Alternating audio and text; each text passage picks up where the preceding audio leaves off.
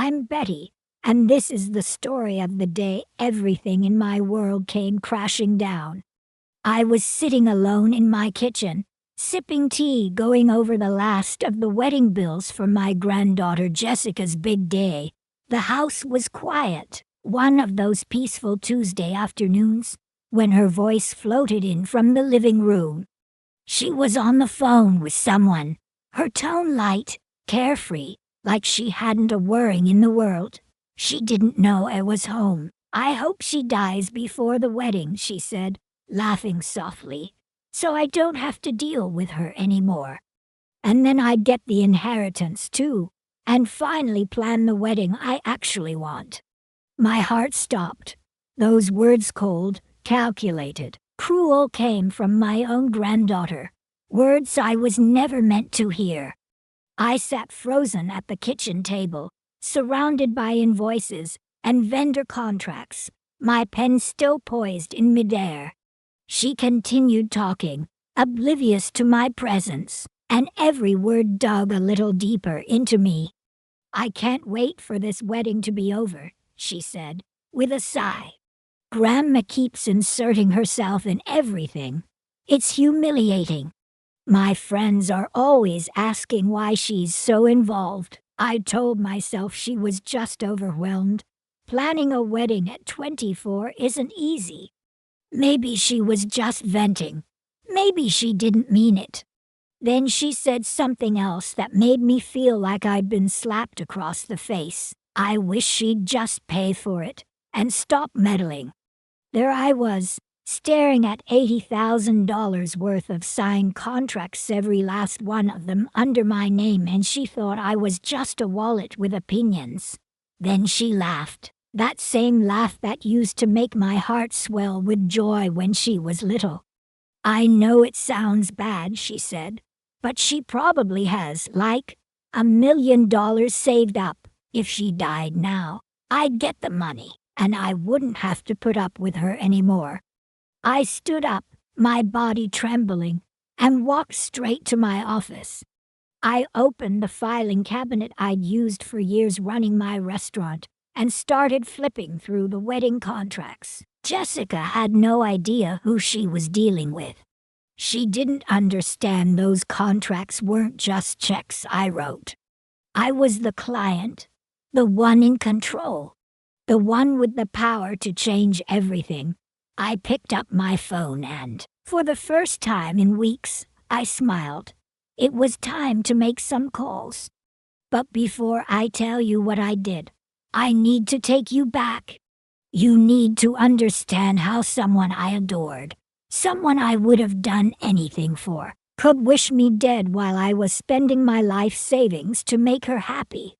Because this story isn't about revenge. It's about self-respect. It's about learning that at 68 years old, I still had more power than anyone gave me credit for. Before I go on, let me introduce myself properly. My name is Betty Richardson. I'm 68 years old, living in Springfield, Missouri. I've been a widow for 3 years now, ever since my husband Harold passed away from a heart attack. Harold was a good mankind, hardworking, and dependable. When he died, he left me well taken care of, life insurance, a solid savings account, and a house that's been paid off for over 10 years. Jessica is my only granddaughter. She's Michael's daughter, my son, and she's been the light of my life since the day she was born. She's 24 now, working as a marketing coordinator at a local company, and she got engaged to her boyfriend Brad last year. I remember the day she called me, crying tears of joy, telling me he had proposed. I was thrilled for her. Now, there's something important you should know about me. Before I retired, I ran a family restaurant called Betty's Kitchen for 20 years. I wasn't just some sweet old grandma baking cookies. I was a businesswoman.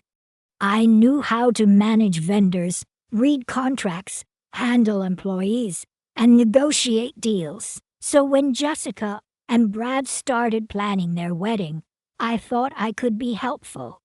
They had saved about $5,000, just enough for a modest ceremony at the community center with maybe 50 guests. But Jessica kept pointing to bridal magazines and Pinterest boards, dreaming of something grander.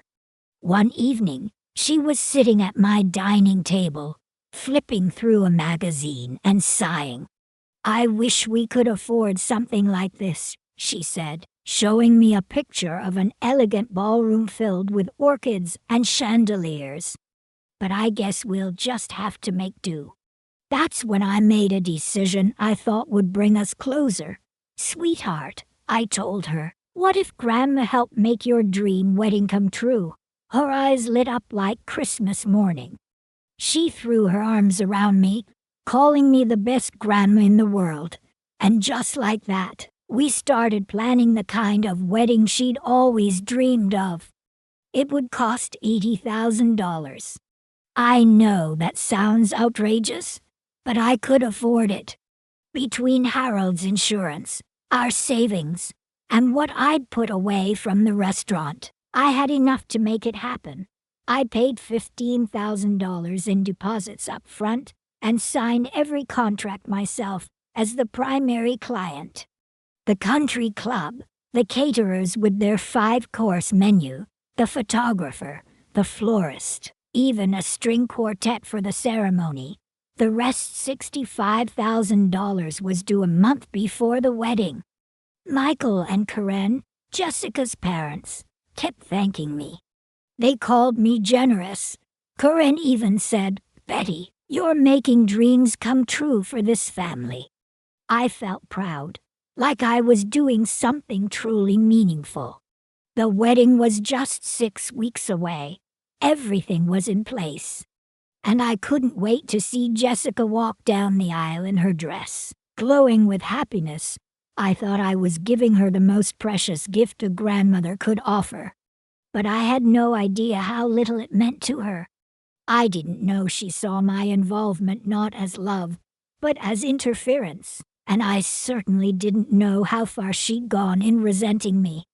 That revelation would come soon enough. It started with little things. Tiny shifts in Jessica's attitude that I brushed off at first. I told myself she was just overwhelmed. Planning a wedding isn't easy. The first time it really stung was during a meeting with the florist. I'd suggested adding white roses to her bouquet, the same flowers Harold and I had at our wedding. I thought it would be a sweet connection between generations. Jessica wrinkled her nose and rolled her eyes. "Grandma, that's so old-fashioned," she said right in front of the florist. "We're going for a more modern, elegant vibe. White roses are what people used in the 50s. I swallowed my pride and smiled. "Of course, dear," I said. "It's your day." But that wasn't the last time she dismissed me. Every time I made a suggestion, I got the same response. "That's not the vibe we're going for," or "my friends would think that's weird." I tried not to take it personally, but then she started talking about my friends. "I think we need to keep the guest list tighter," she said one day. "Your friends won't really blend in with our crowd." I blinked. Was she seriously telling me my lifelong friends didn't belong at a wedding I was paying for? The more time passed, the more I noticed the pattern. My thoughts didn't matter. My presence didn't matter. My checkbook did. Then came the cake tasting. Jessica had scheduled it without telling me. I showed up at the bakery at the agreed time, only to find out it had already happened earlier that morning. I called her, confused. "Oh, didn't I tell you?" She said casually. "We had to move it."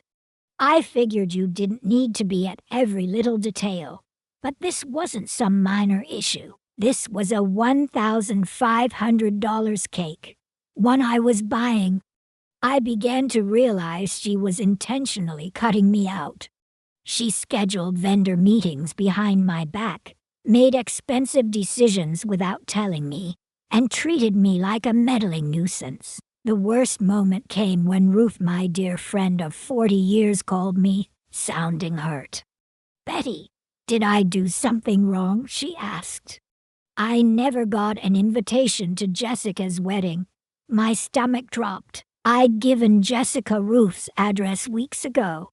I checked the guest list and found not just Ruth missing, but 6 of my closest friends. When I confronted Jessica, she just shrugged. "We had to make some cuts," she said. "Honestly, they wouldn't really get the vibe we're going for."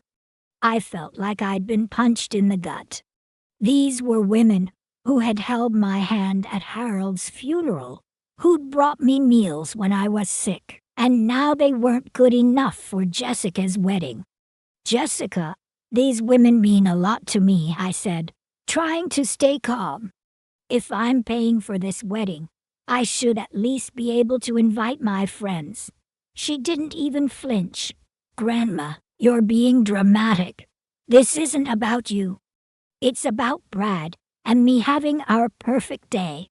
That was the moment something shifted inside me. I didn't say anything right then, but a small voice inside whispered, "This isn't right." And it's not going to stop here. As the days went on, the tension only grew. Jessica started acting visibly annoyed anytime her friends came over and I was in the room.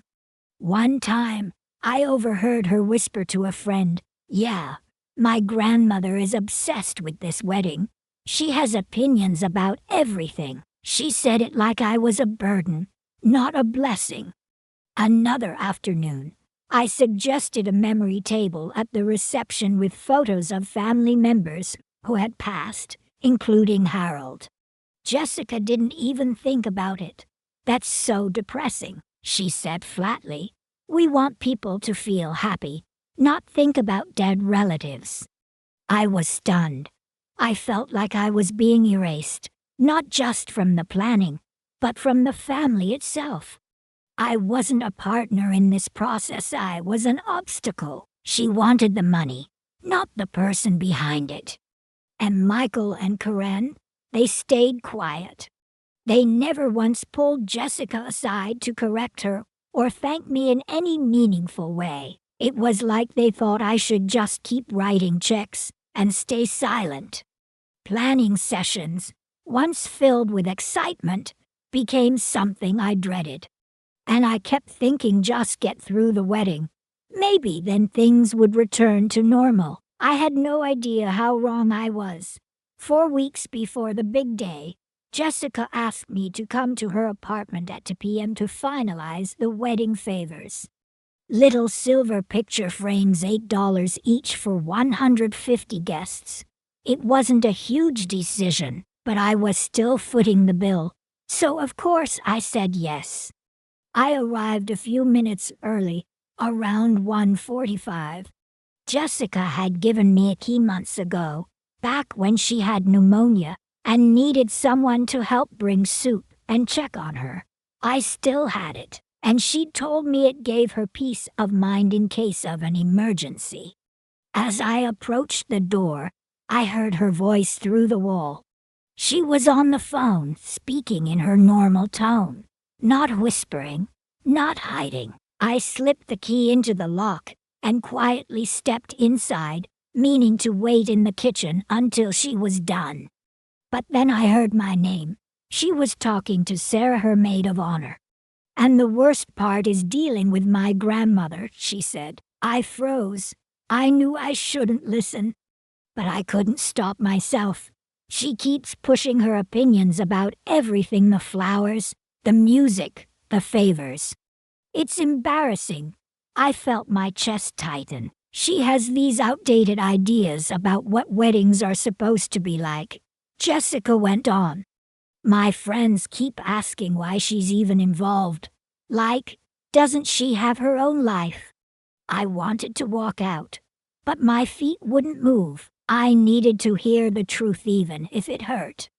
Sarah must have said something, because Jessica laughed. A bitter, mocking laugh. "Exactly," she said. I keep trying to drop hints that she should back off, but she doesn't get it. She thinks just because she's paying, she gets a say in everything. My hand gripped the kitchen counter to steady myself. Then she said something that cut deeper than any knife. I wish she'd just write the check and disappear. She's ruining my perfect day with all her constant input.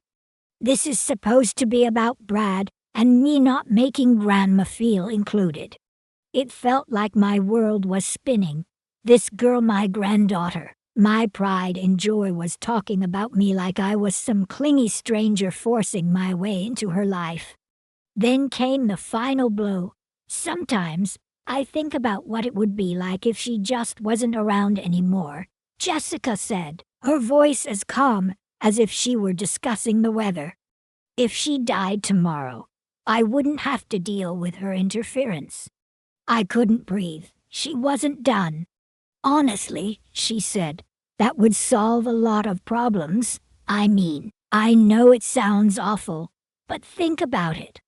If she died before the wedding, I'd get the inheritance and plan it exactly how I want.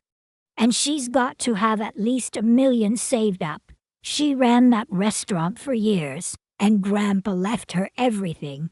If she died now, I'd have enough to make this wedding actually beautiful. That was the moment my heart finally cracked. Not only had she wished me gone, she had already counted the money. I stood there, motionless, gripping the countertop like it was the only thing keeping me from collapsing. She had calculated my worth down to the last dollar and decided my death would be more useful than my love. God, Sarah, I know it sounds horrible, Jessica said, but there was no guilt in her voice. She wasn't ashamed. She was energized. But honestly, I hope she dies before the wedding so I don't have to deal with her anymore. Then I'd get the inheritance too, and finally plan the wedding I actually want. I felt like the air had been knocked out of me. This was the same girl I held when she was sick. The same little girl I taught to bake chocolate chip cookies. The same teenager I sat with through her first heartbreak. She was wishing me dead, and not in anger or heat of the moment frustration, but calmly, logically, with a tone that said she'd already made peace with the idea. She thinks she's helping, Jessica went on, but she's just making everything harder. I can't wait until this wedding is over, and I don't have to pretend to care about her opinions anymore. Then she said something that struck a different kind of nerve. She's so naive about business. She ran some little restaurant in the middle of nowhere and thinks that means she understands contracts. She doesn't even realize that once you sign with vendors, you're locked in. She can't cancel anything now without losing the deposits. My mouth went dry. She's too soft to actually back out anyway, Jessica laughed. She just wants everyone to be happy. She'd never do anything to hurt me even after hearing everything I've said. I felt my pulse in my ears. Jessica thought I was a pushover. She thought I was weak. She thought I'd stay quiet no matter what because I loved her too much to do anything else. Then she said the line that lit a fire inside me. You know what the funniest part is? She said, with a smugness I'd never heard before. She signed all the contracts herself as the client.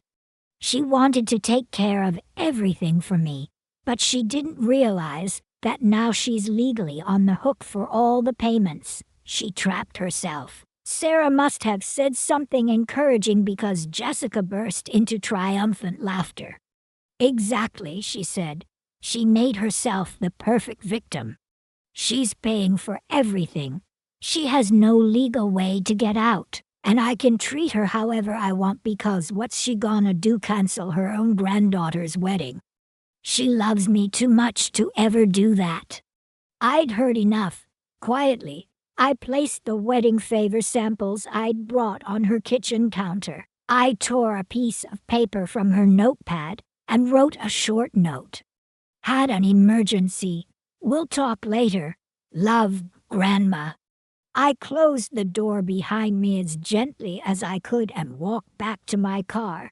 As I sat behind the wheel, Jessica's words echoed in my head.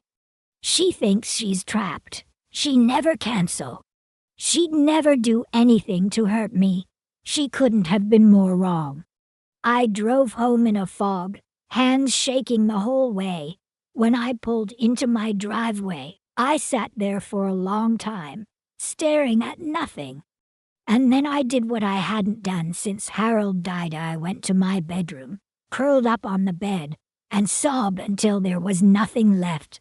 This wasn't about a wedding anymore. It was about betrayal. I lay there for hours, clutching a pillow soaked with tears. Every memory with Jessica played through my mind like an old home movie. Teaching her to tie her shoes, watching her dance at school recitals, holding her hand after her first breakup. All those quiet nights she spent at my house when Michael and Karen were working late. I remembered the way she used to look at me like I was her whole world, and now she wished I would disappear just so she could have prettier flowers and a bigger venue, and that part about the restaurant. That stung more than I expected. She had no idea how hard I worked. How many nights I went without sleep, how many vendors I had negotiated with, how many payrolls I'd managed, how many times I'd saved that little kitchen from going under. Running Betty's kitchen had taken everything I had and she dismissed it like it was a lemonade stand. I didn't sleep at all that night. Her laughter cruel and careless played on loop in my mind. She's trapped. She never cancel. She loves me too much. By sunrise, something in me had changed. I was done crying. I brewed myself a strong cup of coffee and sat at the kitchen table with the wedding binder. All the spreadsheets, all the signed contracts, all the to-do lists Jessica had refused to update. It was all there, all the work I'd done for someone who didn't even want me around. That's when I remembered the filing cabinet in my home office. The same one I used to organize every piece of business paperwork at the restaurant. I marched over, unlocked it, and pulled out every wedding contract. The venue, the caterer, the photographer, the florist, the limo service, even the string quartet. I lined them up across my desk and read each one carefully. It was all there in black and white. Every single contract listed me, Betty Richardson, as the primary client. Not Jessica, not Michael, me. Which meant I wasn't just the one paying. I was the one with legal authority. I was the decision maker, and more importantly, I was the one with the right to cancel. Most contracts had 30-day cancellation clauses. Some with penalties, some without. But all of them gave me an out if I acted now. The wedding was 4 weeks away. I was still inside the window, so I started doing the math. I'd paid $15,000 in deposits, but the remaining $65,000 in final payments were due in the next 2 weeks. If I canceled now, I'd lose those deposits, but I'd save the rest. $50,000 saved. I sat back in my chair and stared out the window for a long time. It wasn't just about the money. It was about dignity. It was about drawing a line. I picked up the phone and called Robert Chen, my attorney for nearly 20 years. He had helped settle Harold's estate. He had seen me through tough contracts back in the restaurant days. When he picked up, I didn't waste time. "Robert," I said, "I need some legal advice about canceling contracts, urgently." "Of course, Betty," Robert said, calm and steady as always. "What kind of contracts are we talking about?" "Wedding vendors," I replied. "I signed everything myself, and I want to know exactly where I stand." I gave him a summary, not the emotional parts, just the business facts, that I was the sole client on every contract, that final payments were due soon, that I needed to understand my rights before taking action. After a brief silence, he said, "Let me be clear, you signed as the primary client, not just as a payer." "That's right. Then you have every right to cancel those agreements. You'll forfeit the deposits, but legally, you're under no obligation to move forward. That applies even if it's your granddaughter's wedding." I felt something shift inside me, a kind of steel rising in my spine. "Thank you, Robert," I said. "I'll need your help drafting the cancellation letters." "Absolutely," he said. "Send me the contracts, and I'll take care of it." That afternoon, I called Helen Morrison, the banker who'd managed my accounts since the day I opened Betty's kitchen. I wanted a full picture. "Helen, I need to know exactly where I stand financially," I told her. She pulled up my portfolio. "Between your savings, CDIS, and your money market accounts, you have around $450,000 in liquid assets," she said, "plus your house, which is fully paid off and valued at about $300,000. I nodded, taking notes, "and that inheritance from my sister last month." "Right," she added. "That brought in another $400,000. I leaned back in my chair. Jessica had guessed I had $1 million. She wasn't far off, but she had no idea I had more than that. "Helen, if I were to lose $15,000 in deposits, would that significantly impact my position?" "Not at all," she said. "That's less than 2% of your liquid assets. You'd barely feel it." That night, I sat in my living room with a yellow legal pad and a sharp pencil. I made 2 columns: deposit lost versus final payment saved. Next to each vendor, I did the math. $3,000 deposit, $12,000 saved. $2,000 deposit, $10,000 saved. It was all so clear. Lose $15,000. Save $65,000. Walk away with $50,000 still in my pocket and my self-respect intact. But this wasn't just about numbers. It was about reclaiming the part of me that had been slowly erased. Jessica said I was too sweet to follow through, that I'd never hurt her. She was right, I didn't want to hurt her, but I also wasn't going to bankroll someone who wished I was dead.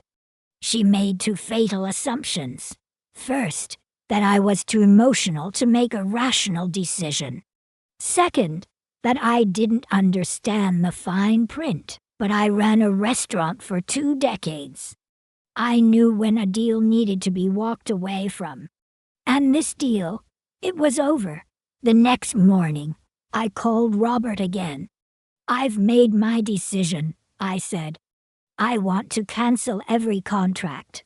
"Understood," he replied without hesitation. "I'll draft formal notices for each vendor and send them out by certified mail. That way you have a clear record." "Thank you, Robert. And just so you know, I'm not doing this out of spite." "I believe you," he said. "It's a sound business decision. You're choosing not to invest in someone who doesn't respect you." After I hung up, I opened my laptop and did something I hadn't done in years.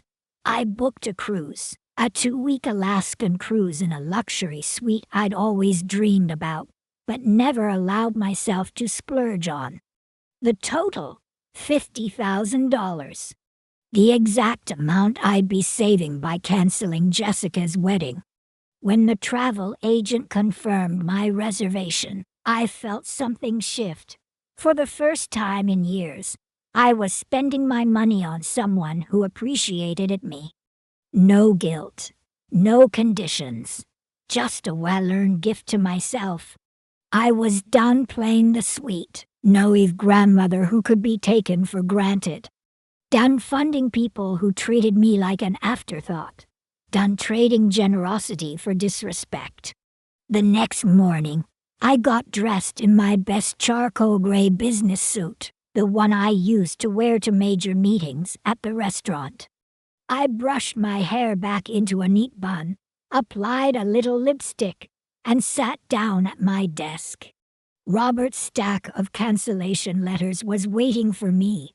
I picked up the top one, Maple Ridge Country Club, Jessica's dream venue, with its garden ceremony space and chandeliered ballroom.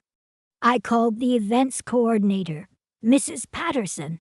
Mrs. Patterson, this is Betty Richardson, I said. I need to cancel the wedding reception scheduled for 4 weeks from Saturday. She paused. Oh no, Mrs. Richardson. I'm so sorry to hear that. Is everything okay? There've been some family developments, I said. I understand the deposit is non-refundable. Yes, she replied gently. The $3,000 deposit is locked, but you'll avoid the $12,000 balance due next week. That's fine, I said. Please send written confirmation of the cancellation. Next up was the caterer Elegant Events. 5 courses for 150 guests. $2,000 deposit, $10,000 remaining. Elegant Events. This is Monica. Hi Monica, Betty Richardson here. I need to cancel the catering for the Richardson-Wilson wedding. Another pause. Oh, I'm sorry to hear that. I understand I'll lose the deposit. I'd like written confirmation, please. And so it went. The florist, the photographer, the quartet, the cake designer, the limo service. One by one, I made the calls. Each vendor was professional, sympathetic, and most importantly clear that the remaining payments were no longer owed. By noon, I had canceled $80,000 worth of wedding services. I'd lost $15,000 in deposits, but I'd kept $65, zero in my pocket and every shred of my dignity. Then I waited. It didn't take long. 2 days later, my phone rang while I was pruning roses in the garden. It was Jessica. Her voice trembled. Grandma, I just got a call from Maple Ridge Country Club. They said you canceled the reception. I wiped my hands on my apron and took a deep breath. That's correct, I said calmly. I canceled all the wedding vendors. There was a beat of stunned silence. What? Why? What happened? I didn't raise my voice. I didn't cry. I simply said, I heard your conversation with Sarah on Tuesday. The one where you said you hoped I'd die before the wedding. You said you wanted my inheritance, and that I was ruining your perfect day. Another pause, longer this time.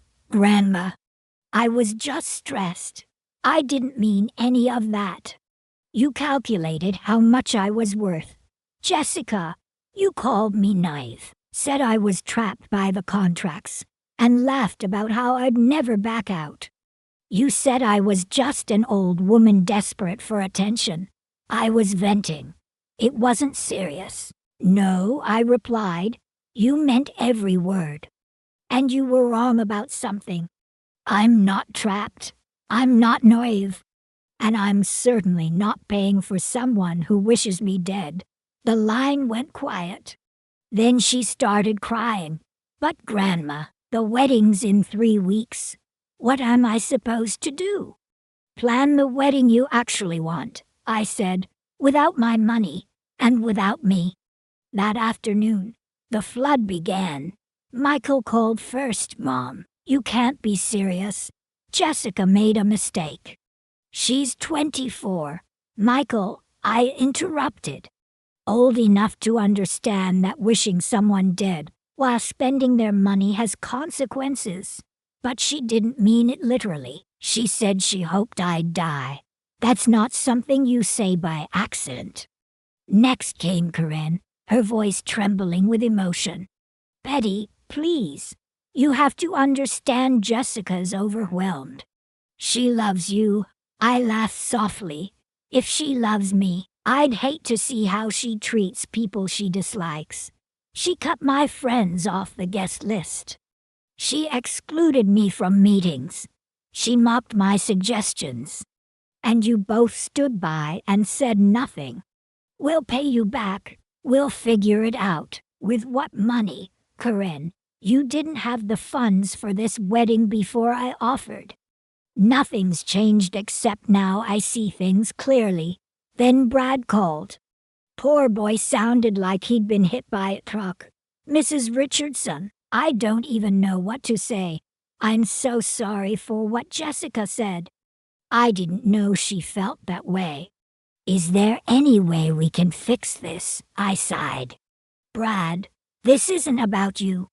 And no, there isn't.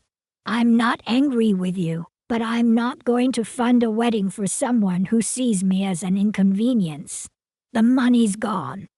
Jessica can plan the wedding she originally intended, the one she and you could afford before I got involved.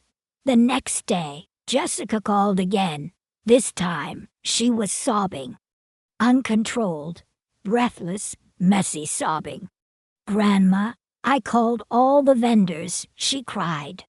They said it would cost over $65,000 to reinstate everything. You know we don't have that kind of money. I kept my voice steady. I know exactly what you can afford, Jessica. You were planning a $5,000 wedding before I offered to help.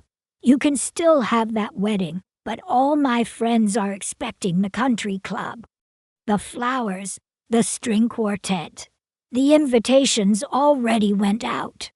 Then you'll have to explain to them why the plans changed. Maybe you'll tell them that you wished your grandmother dead, and she decided not to pay for your dream anymore. There was silence, then a whisper.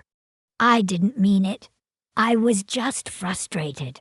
You didn't just say you were frustrated. I replied. You talked about my death like it would be convenient. You guessed my net worth, mocked my life's work, and laughed about how powerless I was. Those aren't things you say by accident.